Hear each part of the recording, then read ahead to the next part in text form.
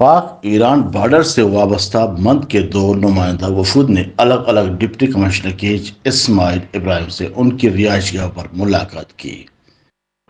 وفود کی نمائندگی مکران کے معروف شخصیت میر فدا عقیب رند نے کی۔ ملاقات کے دوران بارڈر کے معاملات پر ڈپٹی کمشنر سے بات چیت کی گئی۔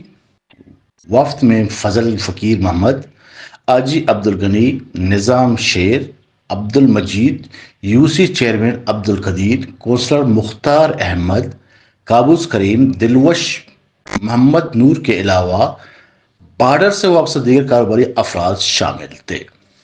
ڈپٹی کمشنر سے ملاقات کے دوران ابدوئی بارڈر پر تیل کا کاروبار کرنے والے افراد نے مطالبہ کیا کہ من نوبت لسٹ سے جتنے نام نکالے گئے ہیں ان کو دوبارہ لسٹ میں شامل کیا جائے اور من نوبت کو 2 سے بڑھا کر 3 کیا جائے تاکہ لسٹوں میں شامل ہر شخص کی باری مہینے میں ایک بار لگے۔